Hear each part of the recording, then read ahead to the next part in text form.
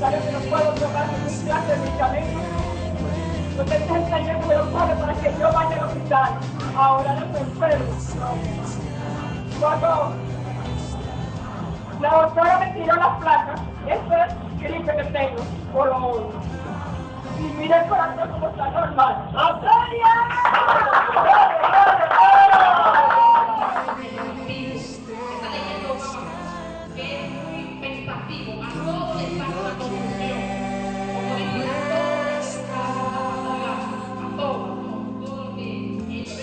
Porque Judá intercedió por la vida de José y lo sacó. ¿Qué significa el nombre de Judá? El significado del nombre de Judá es adoración. ¿Cuánto bendicen a Dios en este día? Adoración. Yo lo que te estoy diciendo que lo que te va a sacar de tu situación difícil y lo que va a provocar que la lluvia caiga es la adoración que tú le das a Dios dentro de la interpretado porque no han entendido qué es el reino. ¿Qué es el reino? El reino de Dios, cuando usted se refiere a la palabra reino, el reino no es un lugar específico, sino que el reino se compone por Dios mismo como rey del universo. Cuando usted habla del reino, usted está hablando de Dios mismo, aleluya, como el rey omnipotente, soberano y poderoso. ¿Cuánto bendicen a Dios? Cuando usted habla del reino, usted no está hablando de un lugar específico ni de una característica, sino que está hablando del mismo Dios como rey y poderoso de la tierra. ¿Cuánto bendicen a Dios?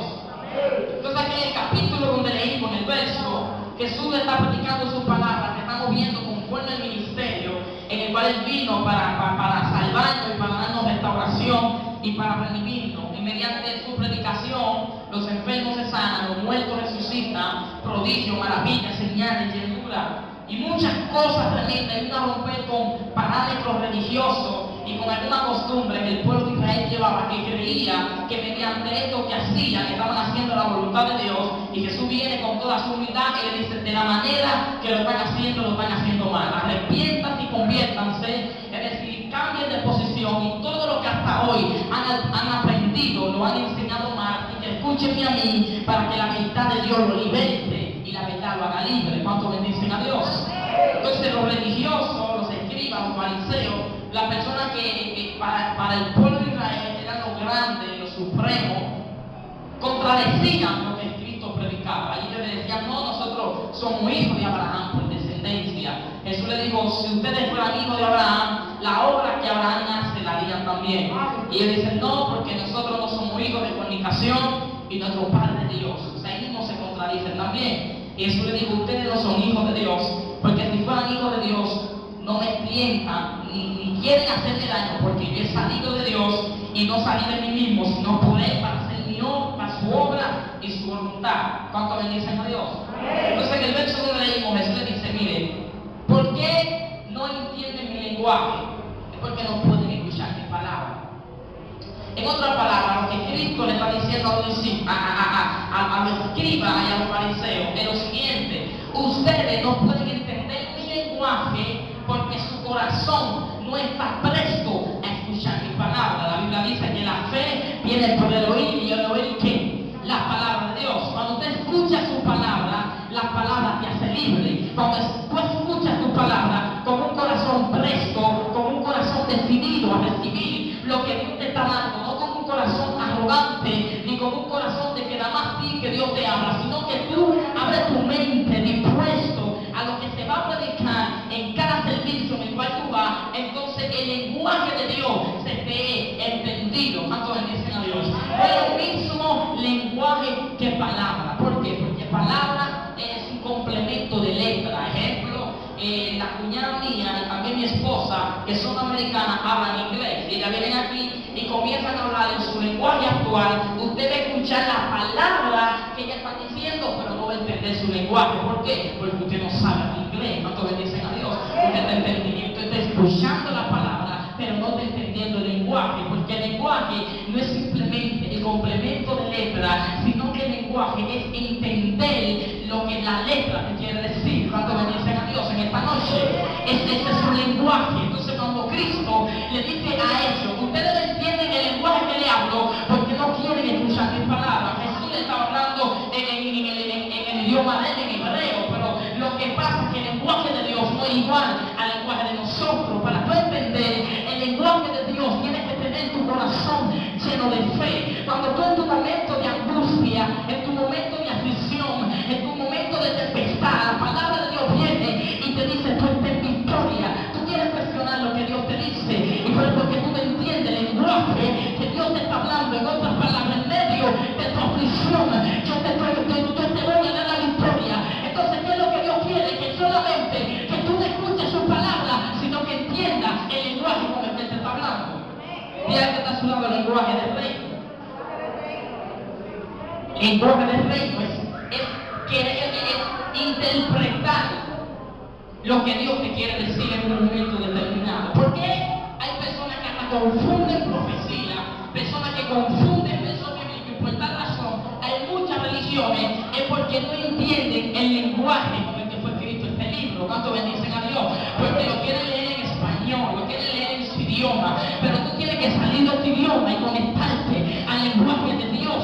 Lo que la intención por la cual Dios dijo tal cosa, la intención por la cual Dios quiso hacer tal cosa, es el resultado para tú entender el propósito por el cual fuiste creado esta tierra. Cuando alguien entiende el lenguaje del reino y entiende lo que la interpretación a lo que Dios quiere decir en su momento de aflicción, está gozoso, porque en medio de tu aflicción Dios le está dando un mensaje, porque Dios solamente no te habla con voz, sino que todo lo que te rodea alrededor tuyo son mensajeros de Dios para hablarte, pero tú tienes que tratar de decodificar lo que Dios te está diciendo. Hasta un perro que se te mueve por el lado, busca el sentido, porque un sentido tiene. ¿Cuánto bendicen a Dios?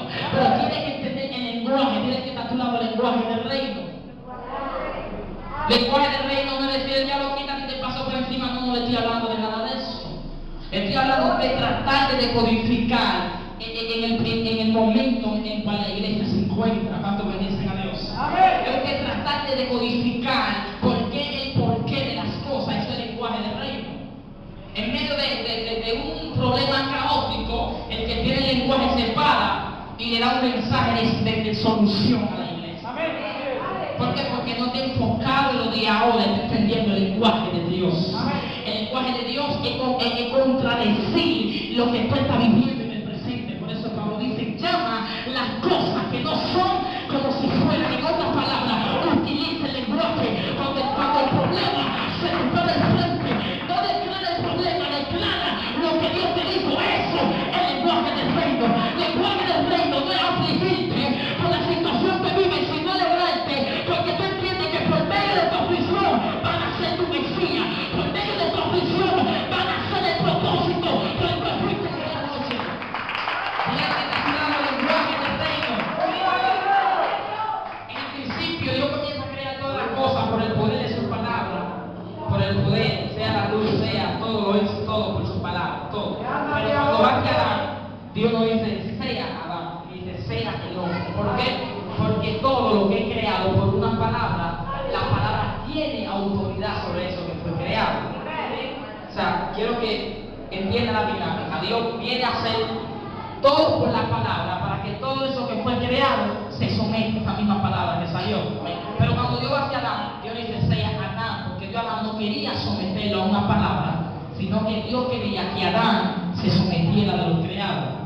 Por eso Dios dice, hagamos al hombre, se habló a sí mismo, crea a Adán y le da el poder, le da la autoridad y le da la gloria para que todo lo creado se someta a lo que Adán declaraba. Entonces Dios planta a Adán en un huerto que hizo en Edén. Entonces Adán en el huerto solamente hablaba y todo lo creado obedecía a la voz de Adán. Adán se paraba debajo de una mata de mango y dice, mira mi mango, que quiero mango. La mata le daba su fruto en el instante. Porque Dios a Adán le dio poder sobre todo lo creado. Le dijo, enseñorea, Dios coge dominio, domina todo lo creado. ¿Cuánto bendicen a Dios? Es como mi hermano dice, no es solamente lo que tú digas, sino dónde te encuentras en el momento de decir lo que estás diciendo. Porque es el problema de muchos. A veces tenemos una vida muy desorganizada, a veces hasta en pecado estamos, o estamos haciendo cosas que no son del agrado de Dios, pero en un momento de una unción se activa una fe.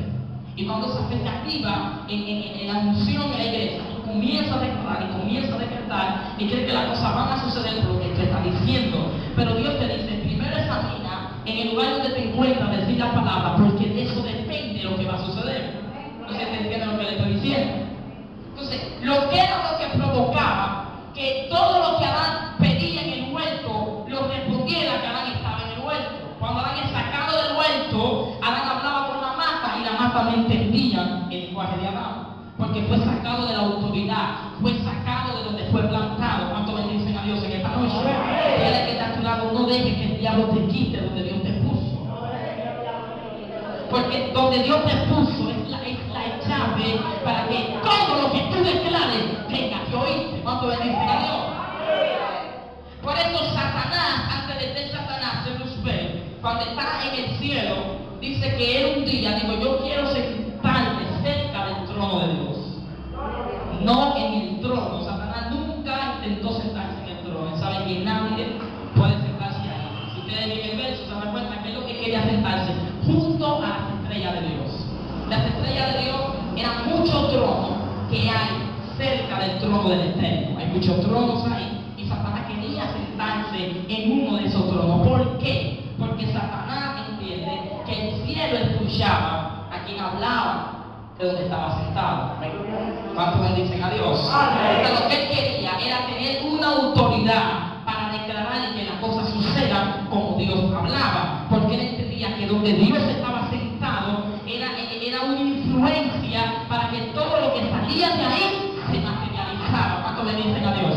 Entonces, ¿qué fue el propósito por el cual Cristo vino? No solamente a salvarnos ni librarnos del pecado, sino que también Cristo vino a restaurar en nosotros el poder que operaba en Adán. Por eso en Efesios capítulo 2 verso 6 Pablo dice, y aleluya, que juntamente con él fuimos resucitados y nos hizo sentar en lugares celestiales. ¿Qué es lo que Dios te dice? Tú estás sentado donde tienes que estar sentado, pues solamente di la palabra que todo lo creado tendrá que escucharte. Todo lo que está cerca de ti tiene que obedecer tu palabra. Tiene que estar a su lado el lenguaje del reino. El problema está en cuando tú declaras algo negativo. ¿Cuánto bendicen a Dios? Usted es la historia de Jesús y Jesús nunca declaró nada negativo. Nunca. Y él dijo: aprendan de mí que soy manso y humilde. En medio cuando había una multitud grandísima, que los discípulos fueron el maestro, tenemos que pedir a la multitud porque tiene hambre. Jesús, siendo un hombre lleno de fe, dijo: vamos a darle comida a ellos, porque Jesús es un hombre de fe. Nunca declaró escasez, nunca declaró problemas. Todo lo que él declaraba era la gloria de Dios. Por eso la veía. ¿Cuánto bendicen a Dios? El problema de muchos es que a veces somos de muy fe cuando las cosas están bien, pero cuando las cosas se aprietan, entonces decimos: ¿y fue de Dios este matrimonio? Cuando las cosas se aprietan, decimos: ¿y es de Dios este negocio? Cuando las cosas se aprietan, decimos: ¿y es de Dios la iglesia? O tenemos que mudarnos. Cuando vais a pagar el mes, decimos algo: vamos a tener que buscar un local más chiquito. ¿Por qué? Porque en tu momento de aflicción, tu fe está siendo probada. Y dependiendo de lo que tú declares, en el momento de aprieto, es lo que vas a ver al otro día. ¿No te lo dicen a esta noche? Pero hay personas que no salen de un problema porque viven declarando problemas. Y Dios te dice: desenfócate del problema y enfócate en mi propósito. Dígale que está a su lado: enfócate en el propósito. Dígale: enfócate en el propósito. No enfocamos en el problema. Ahora no ores por mí, que ya se me sin ahí mismo. Dice Dios: desenfócate del problema, enfócate en el propósito. ¿Cuánto bendicen a Dios? Enfócate en el propósito, enfócate. En tu momento de aflicción, Dios no te habla de la aflicción, Dios te habla de tu propósito. ¿Qué es lo que Dios te está diciendo? Ignora lo que está viviendo ahora, porque yo no te veo hoy, yo te veo mañana, te veo prosperado, te veo bendecido y te veo lleno de gloria. Así que ignora el presente, porque yo sé lo que va a venir por medio de la aflicción la cual está viviendo. Dígale que te ha hablado: enfócate en el propósito. A Dios nada lo desespera, pastor. Hay gente que en su momento de aflicción quiere coger un ayuno y le dice: no es el ayuno, es el lenguaje del reino. En medio de tu momento de aprieto, no es la oración, es el lenguaje del reino. Y con esto no estoy diciendo que no oren ni que no ayunen, no. Las dos cosas son necesarias, pero ¿de qué vale? De que tú ayunes y sigas dudando. ¿De qué vale que ores 5 horas y siga dudando? Dios dice, tienes que levantarte en fe y declarar la palabra, entonces el cielo te va a responder a lo que tú estás diciendo. Por eso Jesús en una ocasión reúne a los discípulos y le dice, mira, yo me voy a ir, pero yo le voy a dar una clave a ustedes para cuando ustedes quieran ver milagros. Hazte en la tierra que será atado en el cielo. ¡Gloria! Fíjate que Jesús no dijo, hazte en el cielo y después va a ser atado en la tierra. No, se hace en la tierra, entonces el cielo manda. En otras palabras, el cielo no va a hacer nada hasta que la tierra no le dé orden. Lo que Dios le está diciendo a los discípulos es, el cielo siempre estará esperando por ustedes para que lo que ustedes declaren, entonces el cielo lo hará por ustedes. ¿Cuántos bendicen a Dios? Por eso necesita el lenguaje, necesita hablar como Dios habla, necesita pensar como Dios piensa.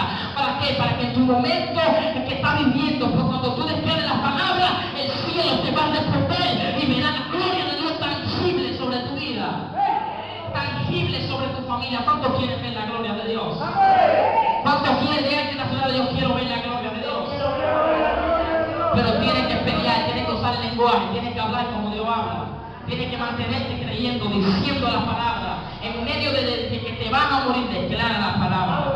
En todo se declara la palabra. Va a llegar, declara la palabra. La nevera está vacía, declara la palabra. ¿Qué palabra? Lo que Dios te dijo. Declárate como Dios te ve. Declárate como Dios piensa de ti. Está yendo mal en el trabajo. No digas, diga, ahora que estoy mejor que nunca, porque puede ser que Dios me va a sacar de este negocio para ponerme en otro mejor. Porque en el reino no hay robo, en el reino hay reemplazo. Se fue el mueble porque viene otro nuevo. Se regó la jipeta porque viene otra nueva. Cuando verá la gloria del Señor ese día. Y hay que te aplaudir, enfócate en el propósito. Dios dice a esta iglesia, nada van a perder, todo será reemplazado.